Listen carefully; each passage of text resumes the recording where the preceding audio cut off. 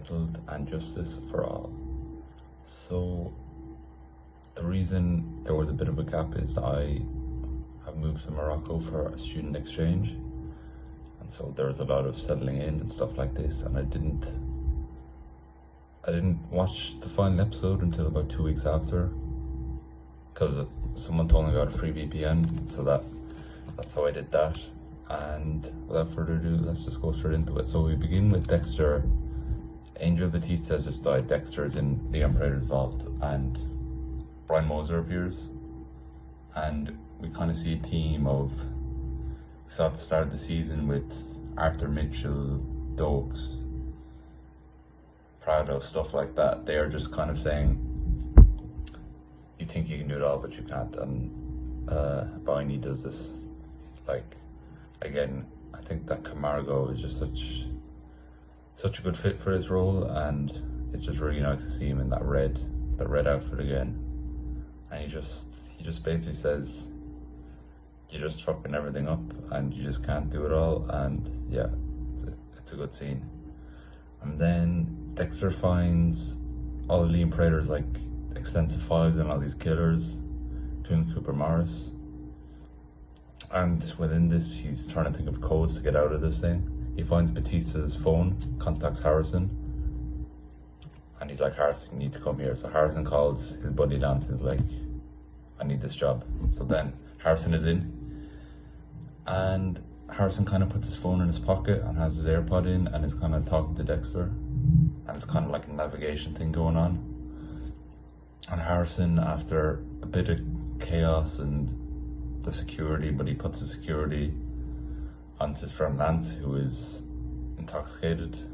Harrison reaches the penthouse, but Charlie is there and she stops Harrison. But then Dexter is also there in the virtual form, and he's like, we know everything about you, Charlie. And then he kind of tries to blackmail her, and really this sends Charlie into a conflict because she didn't know that Leon Prater was keeping all these extensive files in her history going back to the army, and what she did with Mia LaPierre in the prison and stuff like that. And Charlie lets Harrison go, but she's just frustrated and just kind of doesn't want to help further.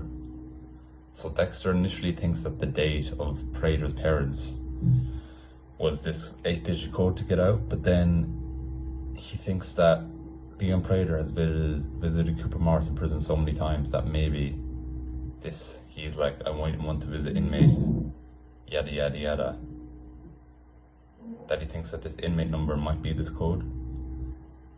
And basically it turns out to work, and Dexter is kind of in a scramble to get out. He gets some items, he gets some files, he gets his blood slides and red thumbprint. And the blood slides, of course, the thing is with Dexter is he sees these blood slides as like children in a way, like all these kills are like joyous, cherished memories for him, and he just wants them just to even look at them, you know. And then Charlie and Leon Prater kind of have a moment of tension, and really Prater is just like, what the hell is going on here? And Charlie's done, and she quits, and she threatens to expose basically everything about him if he stops paying for Charlie's mother's treatment. And then Prater's kind of doing a speech. He spots Harrison and then quickly dashes over to security to kind of just shut down cameras and kind of take control of this thing. So Leon Prater holds Harrison at gunpoint, and he brings Dexter, because Dexter's about to leave, but then he's talking to Harrison and he just hears Prater. He's just like that Simpsons meme, just turns right back around. He comes back, and of course we know that in a previous episode there was a moment where Harrison is going off with Gigi and Dexter said, here's some protection, and we thought that might be used for a certain other activity, but it was actually an N99 syringe. And he says something about protection here, and Harrison There's a prompt for Harrison to take out the M99, and today's Leon Prater.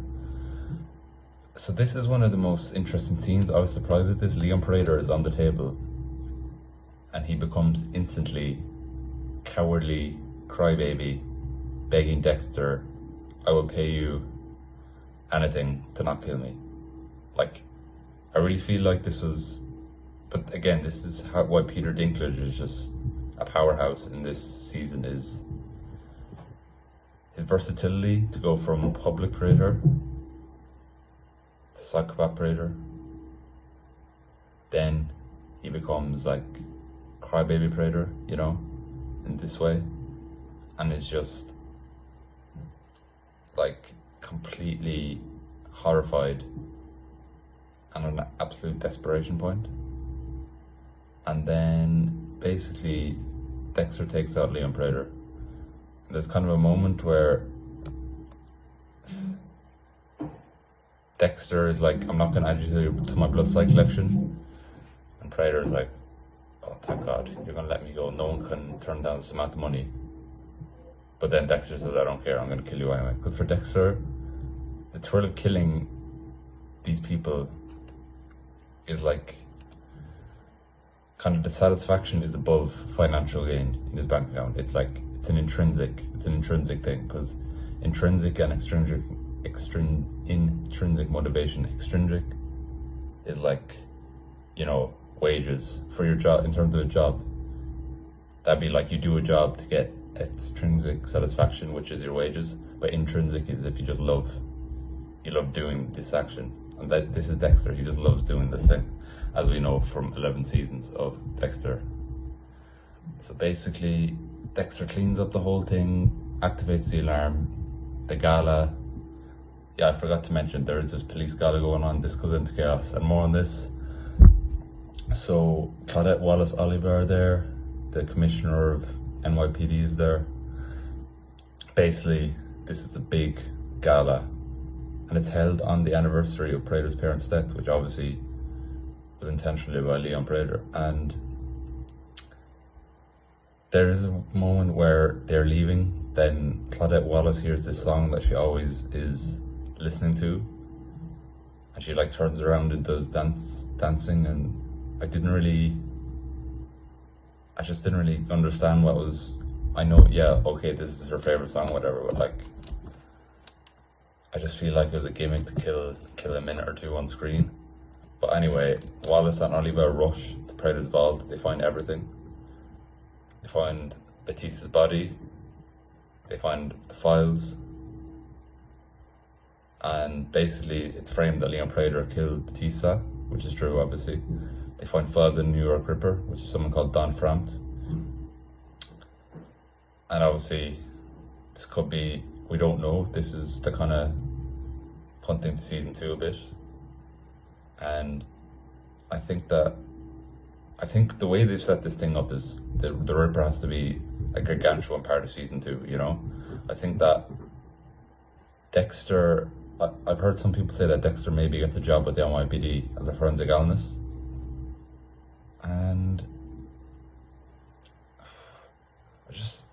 it'd be cool to see it happen, but I don't really know how, just because, what, does he just send the CV and boom, he's in there and Harrison's there? Because Dexter obviously the one to kill the New York Ripper and put him on his table, but now the NYPD have all this information, I feel like the only way Dexter could possibly get the Ripper on his table and not the Ripper in a prison is if he is in the NYPD and manipulating stuff. So maybe he will pursue this, because we know that the NYPD knows, or like Wallace and these guys know all about Dexter and his history in Miami Metro. And Charlie Lee's with her mother, so I don't know if she'll be in season 2, because obviously Uma Thurman is a superstar actor. Maybe they have another big budget and they can bring back a big A-list cast. That'd be fantastic. And then Dexter takes Prater's yacht, throws Leon Prater in the Hudson Bay, and keeps all the files as future targets. We have a 412 break where Dexter's looking at the camera like, this is who you want me to be, and he really, because there is a big section of the fan base that, in their ideal world for this franchise, they want it to be infinite seasons of Dextering and going through the code, finding killers, killing them, never getting caught, getting away with it. And that is a large section of its fan base, and I believe that what Dexter's doing here is trying to appease to that. But in my opinion, this season kind of felt like fan fiction, like a very excellent fan fiction, but it was just a bit mad. Obviously, it was excellent entertainment, acting, the story was fantastic. It just felt